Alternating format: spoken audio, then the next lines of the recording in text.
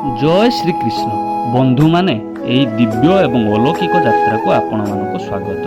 हे कृष्ण, आज जो भक्त मैंने आपणकर यही अलौकिक एवं दिव्य बाणी श्रवण करुँच जीवन समस्त दुख दूर हो एवं आपण कृपा सदासर्वदा से था।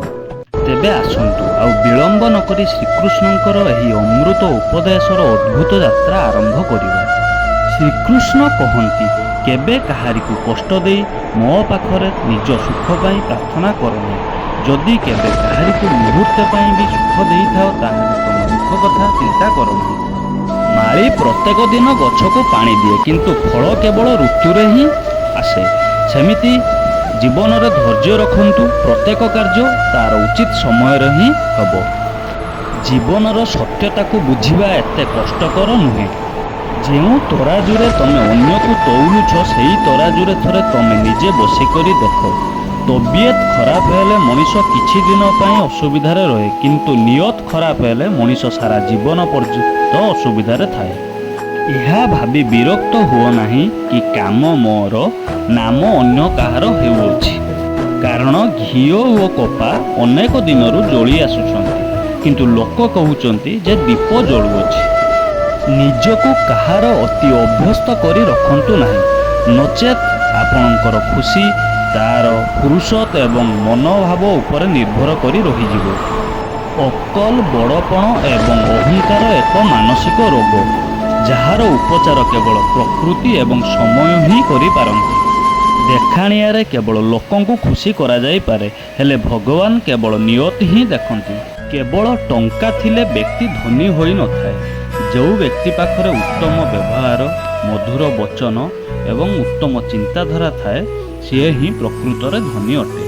केही जणे सत कही जाइचंती बाणी रे ही मधुरता थाए। कारण मिठा कहूतिबा व्यक्तिर लंका मध्य बिक्री हो जाए किंतु कड़ा कहूतिबा लोकर मोहु मध्य बिक्री हुए नहीं। मकान तो केवल चारि कांथरे तैयारी हो जाए किंतु घर स्नेह, ममता एवं समाधान रे ही तैयारी होइथाए। अन्य को कष्ट दे हासिल करा जाइतिबा सुखर आयुध मध्य बहुत कम थाए। निजर खराब गुण मध्य शुणिबा बहुत जरूरी। कारण प्रतिदिन जदि आपण प्रशंसा शुणिबे ताहाले जीवन रे केबे आगको बढ़ी पारिबे नहीं। जीवन रे केबे साहस हराबे। जदि तुमको केबे कष्ट मिलुछि ताहाले सुख मध्य बहुत जल्दी फेरी आसीबो। जहा हरैथिबो ताहा निश्चित पाइबो। धैर्य हराओ नहीं किंबा निराश हुओ नहीं। कारण जी तुम भाग्य लेखिचंती सीए होउचंती ब्रह्मांडर सबुठारु बड़ लेखक। प्रशंसा जेते करुछ कर किंतु अपमान भावी चिंती कर। कारण अपमान हेउची एक ऋण जहाँकि सुजोग मिलिले मूल सुध सह फेरी थाए। आपण पछकु जाई आपणकर अतीत को केबे हेले सुधारी पारिबे नाही किंतु वर्तमान काम कले आपणकर आसंता भविष्यत को आपण निश्चित भाव में सुधारी पारिबे।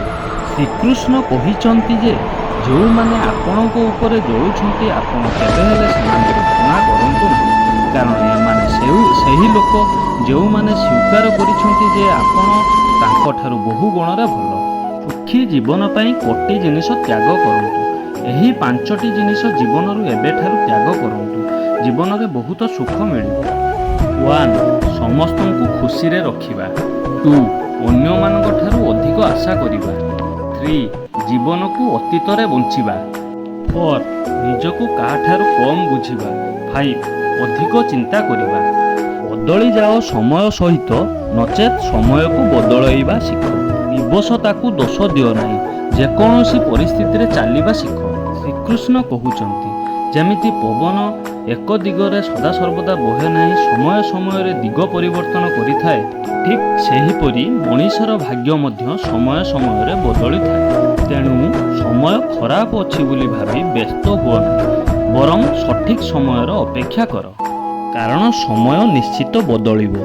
मने रख जदि खराब लोक केवल बुझेबारे बुझी जाते तेबे बंशी बजाउथिबा कृष्ण केबे हेले महाभारत युद्ध रचना बिहाई नथांते। मने रख जेतिकी अपेक्षा से तुमको कराउछंती समय आसिले से एते मात्रा रे देबे जे तुमे ताकू संभाली पारिबो ना।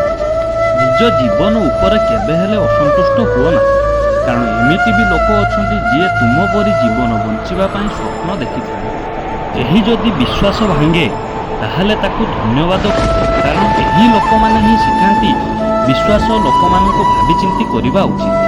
ନିଜ ଉପରେ ବିଶ୍ୱାସ କର, କାରଣ ତୁମଠାରେ ଏମିତି କିଛି ଅଛି ଯାହାକି ପ୍ରତ୍ୟେକ ବାଧା ଠାରୁ ବି ବଡ଼ ଅଟେ।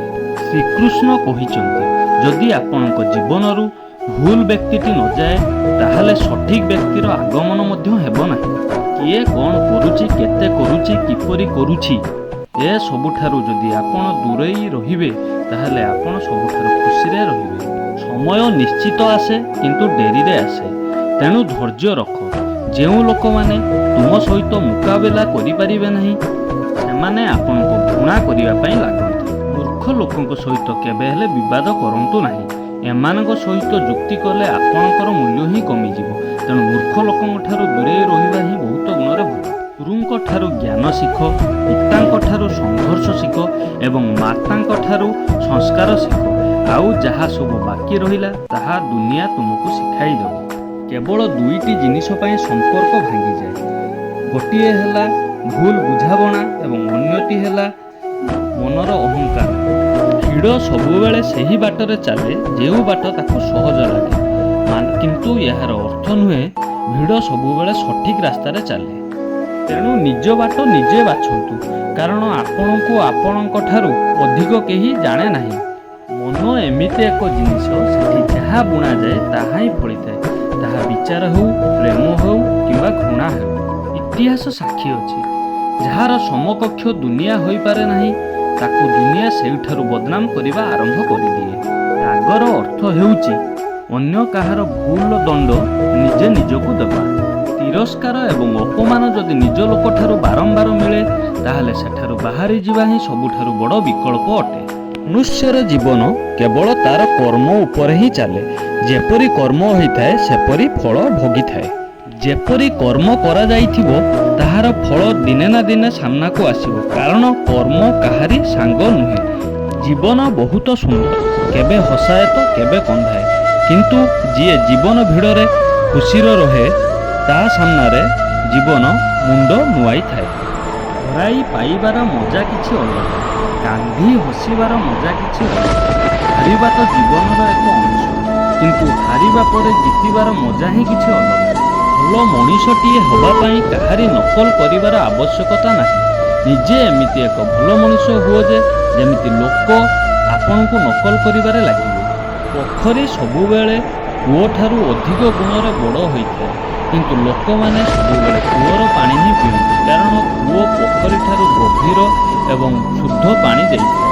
ଏହିପରି ମଣିଷ ବଳବାନ ହେବା ମଧ୍ୟ ଭଲ, କିନ୍ତୁ ତା ବିଚାରରେ ଶୁଦ୍ଧତା ଏବଂ ଗଭୀରତା ରହିଲେ ସିଏ ଯାଇ ମହାନ ବ୍ୟକ୍ତିତ୍ୱ ହୁଏ।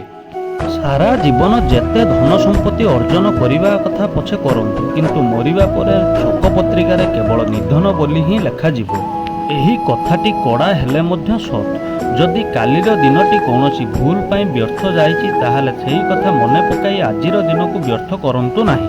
ପରିସ୍ଥିତି ଯେତେବେଳେ ଖରାପ ହୁଏ ସେତିକିବେଳେ ବ୍ୟକ୍ତିର ଟଙ୍କା ନୁହେଁ, ବରଂ ତାର ସ୍ୱଭାବ ଏବଂ ସମ୍ପର୍କ ହିଁ କାମରେ ଆସିଥାଏ। ଜୀବନରେ ନିଜକୁ କେବେ ହେଲେ କାହା ସହିତ ତୁଳନା କରନ୍ତୁ ନାହିଁ, କାରଣ ଆପଣ ଯେପରି ଅଛନ୍ତି ସର୍ବଶ୍ରେଷ୍ଠ ଅଟନ୍ତି। ଭଗବାନଙ୍କ ସୃଷ୍ଟି ହିଁ ସଂସାରରେ ସର୍ବୋତ୍ତମ ଅଟେ। ମନୁଷ୍ୟର ଜୀବନ କେବଳ ତାର କର୍ମ ଉପରେ ହିଁ ନିର୍ଭର କରି ଚାଲେ। ସେ ଯେପରି କର୍ମ କରି ଚାଲେ ସେପରି ହିଁ ଫଳ ତାକୁ ମିଳିଥାଏ। ଯେଉଁ ମଣିଷ ପାଖରେ ଧୈର୍ଯ୍ୟର ଶକ୍ତି ଅଛି ତାହାର ଶକ୍ତି ସହିତ କୌଣସି ବ୍ୟକ୍ତି ମୁକାବିଲା କରିପାରିବେ ନାହିଁ। କଠିନ ସମୟ ଆମ ପାଇଁ ଆଇନା ଅର୍ଥାତ୍ ଦର୍ପଣ ପରି ହୋଇଥାଏ, ଯାହା ଆମର କ୍ଷମତାର ସଠିକ୍ ଆଭାସ ଦେଇଥାଏ। ଯଦିଓ ଆମକୁ ଆମ ଭୁଲର ଦଣ୍ଡ ତୁରନ୍ତ ନ ମିଳୁ, କିନ୍ତୁ କେବେ ନା କେବେ ନିଶ୍ଚୟ ମିଳିଥାଏ। ଭୁଲ କରନ୍ତୁ, ତାହା ତ ସମସ୍ତଙ୍କ ଠାରୁ ହୁଏ, ହେଲେ କେବେ କାହାଠାରୁ ଅନ୍ୟାୟ କରନ୍ତୁ ନାହିଁ। ଆଜିର ଦୁନିଆରେ କଡ଼ା ସତ୍ୟ, ଲୋକମାନେ ପଇସାବାଲା ଲୋକକୁ ସମ୍ମାନ ଦିଅନ୍ତି, କିନ୍ତୁ ସାମ୍ନାବାଲା ଲୋକର ଚରିତ୍ର, ଉଦ୍ଦେଶ୍ୟ ଏବଂ ମହତ୍ତ୍ୱକୁ ଗୁରୁତ୍ୱ ଦିଅନ୍ତି ନାହିଁ। ଶ୍ରୀକୃଷ୍ଣ କହିଛନ୍ତି, ମଣିଷ ଭୁଲ କଲେ ହିଁ ଜୀବନରେ କିଛି ଶିକ୍ଷା ଶିଖେ, କିନ୍ତୁ ତାର ଅର୍ଥ ନୁହେଁ ଯେ ସାରା ଜୀବନ ଭୁଲ କରି ଚାଲିଥିବ ଏବଂ କହୁଥିବ ମୁଁ କିଛି ଶିଖୁଛି। ଅସୁବିଧା ସେତିକି ନିଅନ୍ତୁ ଯେତିକିରେ କାମ ହୋଇଯିବ, ତା ମାନେ ନୁହେଁ ଯେ ସାରା ଜୀବନ ବିତିଯିବ। ଘର ଭିତରେ ଯେତେ ପାରୁଛ ମନ ଖୋଲି କାନ୍ଦି ପାରିବ, ହେଲେ କବାଟ ଯେତିକିବେଳେ ଖୋଲିବ ହସିକରି ଖୋଲିବ, କାରଣ ଯେତିକିବେଳେ ଲୋକ ଜାଣିପାରନ୍ତି ଯେ ସାମ୍ନା ଲୋକଟି ଭାଙ୍ଗି ଯାଇଛି ସିଏ ତାର ଭରପୁର ଫାଇଦା ଉଠାଇବା ପାଇଁ ଚେଷ୍ଟା କରନ୍ତି। ଲୋକେ କୁହନ୍ତି ଯଦି କେହି ଆପଣାର ଲୋକ ଦୂରକୁ ଚାଲିଯାଏ ତାହେଲେ ମନରେ ବହୁତ କଷ୍ଟ ହୁଏ, କିନ୍ତୁ କଷ୍ଟ ତ ଅଧିକ ସେତେବେଳେ ହୁଏ ଯେତେବେଳେ ଯଦି କେହି ଆପଣାର ଲୋକ ପାଖରେ ଥାଇ ମଧ୍ୟ ଦୂରତା ସୃଷ୍ଟି କରନ୍ତି। ଯଦି ଜୀବନରେ ଖୁସିରେ ରହିବା ପାଇଁ ଚାହୁଁଛ ତାହେଲେ ପ୍ରଥମେ ସେଇମାନଙ୍କୁ ଭୁଲିଯାଅ ଯେଉଁମାନେ ଆପଣଙ୍କୁ ଭୁଲି ଯାଇଛନ୍ତି। ଏହି ଦୁନିଆରେ ଈଶ୍ୱରଙ୍କ ବ୍ୟତୀତ କେହି ଆପଣାର ନୁହନ୍ତି। ଯେତେ ସମ୍ପର୍କ ରଖିଲେ ବି ମଧ୍ୟ ସେମାନେ ଭୁଲି ଯାଇଥାନ୍ତି। ଅହଙ୍କାରରେ ବୁଡ଼ି ରହିଥିବା ଲୋକକୁ ନା ତ ତାର ନିଜର ଭୁଲ ଦେଖାଯାଏ ନା ଅନ୍ୟର ଭଲ ଗୁଣ। ଅନେକ ସମୟରେ ଆମେ ସେହି ଲୋକ ହାତରୁ ମଜାକ କରାଉ ଯାହାକୁ କି ଆମ ଦୁର୍ବଳ ମୁହୂର୍ତ୍ତରେ ଆମ ଜୀବନର ସମସ୍ତ ସତ୍ୟ କଥା ତାଙ୍କଠାରେ କହିଦେଇଥାଉ। ଯେଉଁଠାରେ ବାରମ୍ବାର ନିଜକୁ ସଫେଇ ଦେବା ପାଇଁ ପଡ଼ିଥାଏ ସେହି ସମ୍ପର୍କ କେବେ ହେଲେ ଗଭୀର ହୁଏ ନାହିଁ। ସମ୍ପର୍କ ସେଇଠାରେ ମଜବୁତ ହୁଏ ଯେଉଁଠାରେ ଆଶା କମ୍ ଏବଂ ଭରସା ଅଧିକ ଥାଏ। ସମ୍ପର୍କ ହୃଦୟରୁ ହେବା ଉଚିତ କିନ୍ତୁ ଶବ୍ଦରେ ନୁହେଁ। ବିରକ୍ତି ଶବ୍ଦରେ ଥିବା ଦରକାର କିନ୍ତୁ ମନରେ ନୁହେଁ। ଭଲ ଲୋକମାନେ ଆମ ଜୀବନରେ ଆସିବା ଏକ ଭାଗ୍ୟର କଥା, କିନ୍ତୁ ତାକୁ ସମ୍ଭାଳିକି ରଖିବା ଏକ। ଶ୍ରୀକୃଷ୍ଣ କହିଛନ୍ତି ଖରାପ ସମୟ ଆସିବା ମଧ୍ୟ ଜରୁରୀ ଅଟେ, କାରଣ ସେହି ସମୟରେ ନିଜ ଲୋକ ମଧ୍ୟରେ ଲୁଚି ରହିଥିବା ପର ଲୋକର ମୁଖାଟି ଜଣାପଡ଼ିଥାଏ। ଖରାପ ସମୟରେ କାନ୍ଧରେ ରଖାଯାଇଥିବା ହାତ ସଫଳତା ସମୟରେ ତାଳିଠାରୁ ମଧ୍ୟ ଅଧିକା ଜରୁରୀ ହୋଇଥାଏ। ସମୟ ଯେତେ କଠିନ ହେଉଥାଉ ନା କାହିଁକି ବିତି ଯାଇଥାଏ ନିଶ୍ଚୟ। ଯଦି ମଣିଷ ନିଜକୁ ଦୃଢ଼ କରି ପରିସ୍ଥିତିକି ସାମ୍ନା କରେ ତାହେଲେ ସମୟଠାରୁ ମଧ୍ୟ ଜିତି ଯାଇଥାଏ। ବାଟ ଦୁଇଥର ଭୁଲିବା ଅପେକ୍ଷା ଥରେ ପଚାରିକି ଯିବାଟା ଭଲ। ସେମିତି ଆପଣଙ୍କ ପାଖରେ ଯାହା ଅଛି ସେତିକିରେ ଖୁସି ରୁହନ୍ତୁ ଏବଂ ସନ୍ତୁଷ୍ଟ ରୁହନ୍ତୁ। କେତେକ ଲୋକଙ୍କ ପାଖରେ ଖାଇବା ପାଇଁ ଖଣ୍ଡାଟିଏ ରୁଟି ମଧ୍ୟ ନାହିଁ, ତ ଲୋକଙ୍କ ପାଇଁ ମାଗିକି ଦେଖନ୍ତୁ, ନିଜ ପାଇଁ କେବେ ମାଗିବାର ଆବଶ୍ୟକତା ପଡ଼ିବ ନାହିଁ। ଖୁସିର ସମ୍ବନ୍ଧ ଧନ ସହିତ ନୁହେଁ ହୃଦୟ ସହିତ ଯୋଡ଼ି ହୋଇଥାଏ। ତ କେବେ କାହାରି ଉପରେ ରାଗି କଟୁ କଥା କୁହନ୍ତୁ ନାହିଁ। ସତ୍ୟର ଏହି ଯୁଦ୍ଧରେ କେବେ କେବେ ମିଛୁଆ ବି ଜିତି ଯାଇଥାନ୍ତି। ସମୟ ଭଲ ନଥିଲେ ନିଜ ଲୋକ ବି ବେଳେବେଳେ ବିକ୍ରି ହୋଇଯାଆନ୍ତି। ସତ୍ୟ ଅଧିକାଂଶ ସମୟରେ ନୀରବତାରେ ହିଁ ମିଳେ। ମିଛ ତ ସବୁବେଳେ ଉର୍ଦ୍ଧ୍ୱରେ ରହିବାର ଅଭ୍ୟାସ ଅଛି। କଡ଼ା ସତ କହୁଥିବା ଲୋକ ମିଛରେ ଆଶ୍ୱାସନା ଦେଉଥିବା ଲୋକଠାରୁ ବହୁ ଗୁଣରେ ଭଲ। ଲୋକଙ୍କ ଉପରେ ଭରସା ଏବଂ ବିଶ୍ୱାସ କଲାବେଳେ ଟିକେ ସାବଧାନ ରୁହନ୍ତୁ, କାରଣ ଫିଟିକିରି ଏବଂ ମିଶ୍ରି ଗୋଟିଏ ପରି ଦେଖାଯାଆନ୍ତି। ସତ୍ୟ ଏହା ନୁହେଁ ଯେ ମଣିଷ ବଦଳିଯାଏ, ସତ୍ୟ ଏହା ଅଟେ ଯେ ଲୋକଙ୍କର ଅସଲ ମୁଖା ଖୋଲିଯାଏ। ଘର ଛୋଟ ହେଉ କି ବଡ଼ କିଛି ଫରକ ପଡ଼େ ନାହିଁ ଯଦି ଘରର ପରିବେଶ ଭଲ ହୋଇଥିବା ଦରକାର। ଆଖିରେ ପଡ଼ିଥିବା କାଠି, ଗୋଡ଼ରେ ଫୋଡ଼ି ହୋଇଥିବା କଣ୍ଟା ଏବଂ ତୁଳାରେ ଲାଗିଥିବା ନିଆଁ ଠାରୁ ଅଧିକ ବିପଦ ହେଉଛି ହୃଦୟ ମଧ୍ୟରେ ଥିବା ଛଳ ଓ କପଟ। ଯଦି ଜୀବନରେ ସଫଳ ହେବା ପାଇଁ ଚାହୁଁଛ ତାହେଲେ ନିଜ ଉପରେ ଭରସା ଓ ବିଶ୍ୱାସ ରଖ, ଲୋକଙ୍କ ଉପରେ ନୁହେଁ। ବିଶ୍ୱାସ ଜିତିବା ବଡ଼ କଥା ନୁହେଁ, ବିଶ୍ୱାସ ବଜାୟ ରଖିବା ବଡ଼ କଥା। ଶରୀର ସହିତ ପ୍ରେମ ଅଛି ତ ଆସନ କର, ନିଶ୍ୱାସ ସହିତ ପ୍ରେମ ଅଛି ତ ପ୍ରାଣାୟାମ କର, ଆତ୍ମା ସହିତ ପ୍ରେମ ଅଛି ତ ଧ୍ୟାନ କର ଏବଂ ପରମାତ୍ମା ସହିତ ପ୍ରେମ ଅଛି ତ ସମର୍ପଣ କର। ସାରା ଜୀବନ ଅଧିକ କଥା କହୁଥିବା ଲୋକ କିଛି କରିପାରନ୍ତି ନାହିଁ। ଯିଏ କରି ଦେଖାଇଥାଏ ସିଏ କେବେ ହେଲେ ଅଧିକ କଥା କହିନଥାଏ। ଏହା କୁହ ନାହିଁ ଭଗବାନଙ୍କୁ ଯେ ମୋର ଅସୁବିଧା ବଡ଼, ଏହି ଅସୁବିଧାକୁ କୁହ ଯେ ମୋର ଭଗବାନ ବଡ଼। ଏହାର ମହତ୍ତ୍ୱ ନୁହେଁ ଯେ ଆମେ କେତେ ଦିନ ବଞ୍ଚୁଛୁ, ମହତ୍ତ୍ୱର କଥା ହେଉଛି ଯେ ଆମେ କିପରି ବଞ୍ଚୁଛୁ। ଅଭ୍ୟାସ ଏବଂ ସଂସ୍କାର ଆମକୁ ଜଣାଇଅଛି ଯେ ଆମେ 2 କଡ଼ିର ନା 5 କଡ଼ିର। ସମୟ ଯେତିକାଳେ ଓଲଟେ ସିଏ ସବୁକିଛି ଓଲଟାଇ ଦିଏ। ତେଣୁ ଭଲ ଦିନରେ କେବେ ହେଲେ ଅହଙ୍କାର କର ନାହିଁ ଏବଂ ଖରାପ ଦିନରେ ଟିକେ ଧୈର୍ଯ୍ୟ ଧରି ରଖ। ନିଜର ପ୍ରଶଂସା ନିଜେ କରିବା ଉଚିତ ନୁହେଁ, ଯେମିତି ବାସ୍ନା ହିଁ ଜଣାଇ ଦିଏ କେଉଁଠି ଫୁଲ। ଜୀବନର ମଜା ନେବା ଶିଖ, ସମୟ ତ ତୁମର ମଜା ନେଉଥିବ।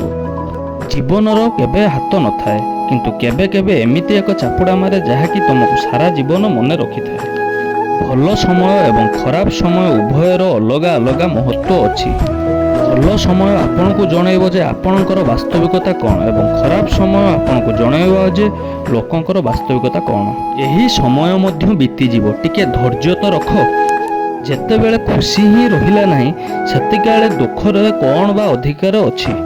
ଯଦି ଜୀବନରେ ଖରାପ ସମୟ ନ ଆସନ୍ତା ତାହେଲେ ନିଜ ଲୋକ ଭିତରେ ଲୁଚି ରହିଥିବା ପର ଆପଣାର ଭେଦଭାବ ଆପଣ କେମିତି ବା ଜାଣିପାରିଥାନ୍ତେ।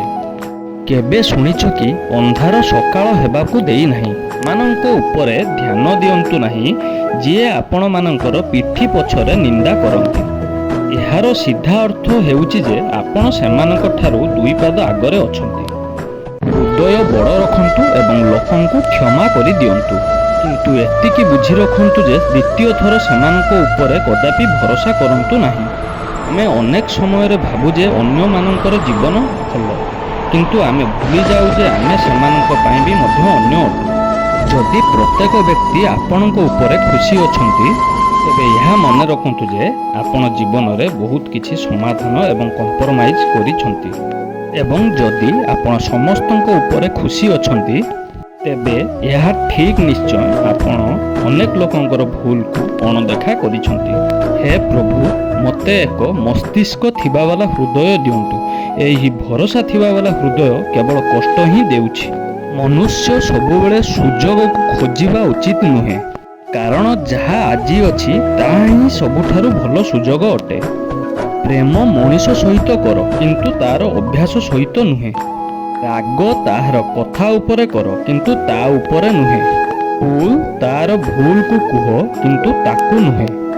କାରଣ ସମ୍ପର୍କଠାରୁ ବଡ଼ ଏ ଦୁନିଆରେ ଆଉ କିଛି ନାହିଁ।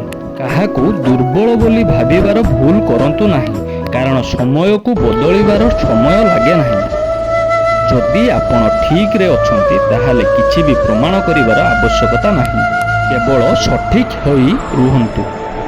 ସମୟ ନିଜେ ହିଁ ତାର ସାକ୍ଷୀ ଦେଇଦେବ। ଜୀବନର ଉପାର୍ଜନ ଧନରେ ମପାଯାଏ ନାହିଁ। ଅନ୍ତିମ ଯାତ୍ରାର ଭିଡ଼ ହିଁ ଜଣାଏ ଉପାର୍ଜନର ମାନେ କ'ଣ। ଜୀବନରେ ନିଶ୍ଚୟ ପ୍ରତ୍ୟେକ ସୁଯୋଗର ଫାଇଦା ଉଠାନ୍ତୁ, କିନ୍ତୁ କାହାରି ଭରସାର ଫାଇଦା ନୁହେଁ। ଜୀବନରେ ଏହା ମହତ୍ତ୍ୱ ରଖେ ନାହିଁ ଯେ ଆପଣ ଜୀବନକୁ କେତେ ବଞ୍ଚିଲେ, ବରଂ ଏହା ମହତ୍ତ୍ୱ ରଖେ ଯେ ଜୀବନରେ ଆପଣ କେତେ ଖୁସିରେ ବଞ୍ଚିଲେ। ହସିବା ଜୀବନ, ହସି ଦୁଃଖକୁ ଭୁଲିଯିବାର ମାନେ ହିଁ ଜୀବନ। ଜିତିକି ହସିଲେ କ'ଣ ବା ଜୀବନ? ଯଦି ହାରିକି ଆପଣ ଖୁସି ମନାଉଛନ୍ତି, ତାହେଲେ ତାର ମାନେ ହିଁ ଜୀବନ ଅଟେ। ଜୀବନ ଏକ ଅଙ୍କାବଙ୍କା ରାସ୍ତା ପରି, ଏହା କେବେ ବି ସିଧା ନଥାଏ। କିଛି କ୍ଷଣ ପରେ ଏହାର ମୋଡ଼ ନିଶ୍ଚୟ ଆସେ। ତେଣୁ ଧୈର୍ଯ୍ୟର ସହିତ ଚାଲନ୍ତୁ। ସୁଖ ଆପଣଙ୍କୁ ଆଗାମୀ ରାସ୍ତାରେ ଅପେକ୍ଷା କରି ରହିଛି। କଷ୍ଟ ସେତେବେଳେ ହୁଏ ଯେତେବେଳେ ଲୋକମାନେ ବଞ୍ଚିଥାନ୍ତି କିନ୍ତୁ ସମ୍ପର୍କ ମରିଯାଇଥାଏ। ସୌନ୍ଦର୍ଯ୍ୟର ମାନେ ଏହା ନୁହେଁ ଯେ ଆମେ କିପରି ଦେଖାଯାଉଛୁ। ସୌନ୍ଦର୍ଯ୍ୟର ମାନେ ଏହା ଅଟେ ଯେ ଆମେ ଅନ୍ୟ ଲୋକଙ୍କ ପ୍ରତି କିପରି ବ୍ୟବହାର କରୁଛୁ। ଯଦି ଆପଣ ଉଡ଼ି ପାରୁନାହାନ୍ତି, ତେବେ ଦୌଡ଼ନ୍ତୁ। ଯଦି ଆପଣ ଦୌଡ଼ି ପାରୁନାହାନ୍ତି, ତେବେ ଚାଲନ୍ତୁ। ଯଦି ଚାଲି ବି ପାରୁନାହାନ୍ତି, ତାହେଲେ ଗୁରୁଣ୍ଡିକି ଚାଲନ୍ତୁ, କିନ୍ତୁ ସବୁବେଳେ ଆଗକୁ ବଢ଼ୁଥାନ୍ତୁ। ଶରୀରର ରଙ୍ଗ ଦେଖି ବନ୍ଧୁ କରନ୍ତୁ ନାହିଁ। ସାଙ୍ଗମାନେ, ଦେହର କଳା ଚଳିବ, କିନ୍ତୁ ମନର କଳା କେବେ ହେଲେ ଚଳିବ ନାହିଁ। ମାଟି ଦୀପ ପରି ଏହି ଜୀବନ, ତେଲ ଶେଷ ତ ଖେଳ ହିଁ ଶେଷ। କଷ୍ଟ ନିଜର ହିଁ କମିଗଲା ଯେତେବେଳେ ନିଜ ଲୋକଙ୍କ ଠାରୁ ଆଶା ହିଁ କମିଗଲା। କୌଣସି ବ୍ୟକ୍ତିକୁ ଅଧିକ ସୁଧାରିବା ପାଇଁ ଚେଷ୍ଟା କଲେ ସିଏ ଆପଣଙ୍କର ହିଁ ଶତ୍ରୁ ହୋଇଯିବ। ସତ୍ୟ ସବୁବେଳେ ପାଣିରେ ତେଲର ଏକ ବୁନ୍ଦା ପରି ହିଁ ହୋଇଥାଏ। ଆପଣ ଯେତେ ପାଣି ଦେଲେ ବି ସିଏ ସବୁବେଳେ ଉପରେ ହିଁ ଭାସୁଥାଏ। ତେଣୁ ସତ୍ୟତା ଏବଂ ସଚ୍ଚା ସମ୍ପର୍କ ସବୁବେଳେ ହିଁ କାଏମ ରହେ। କାହାରି ଉପକାର ଯେତେ ଛୋଟ ହେଉନା କାହିଁକି, ତାକୁ କେବେ ହେଲେ ଭୁଲନ୍ତୁ ନାହିଁ। ଏବଂ ନିଜର ଉପକାର ଯେତେ ବଡ଼ ହେଉନା କାହିଁକି, ତାକୁ କେବେ ଜଣାନ୍ତୁ ନାହିଁ। ଯେତେବେଳେ ଦୁଃଖ ସହିବାର ଅଭ୍ୟାସ ହୋଇଯାଏ, ସେତେବେଳେ ଲୁହ ନିଜେ ହିଁ ବୋହିବା ବନ୍ଦ ହୋଇଯାଏ। ମିତ୍ରମାନେ, ଆଜିର ଏହି ଅମୃତବାଣୀକୁ ମୁଁ ଏଇଠାରେ ସମାପ୍ତ କରୁଅଛି। ଯଦି ଆପଣମାନଙ୍କୁ ଏହି ଭିଡ଼ିଓଟି ଭଲ ଲାଗିଥାଏ, ତାହେଲେ ଆପଣ ନିଶ୍ଚୟ ଗୋଟିଏ ଲାଇକ୍, କମେଣ୍ଟ ଏବଂ ସେୟାର କରିବେ। ତାହା ସହିତ ସବସ୍କ୍ରାଇବ୍ଟିଏ କରିଦେବେ। ଜୟ ଶ୍ରୀ ରାଧେକୃଷ୍ଣ।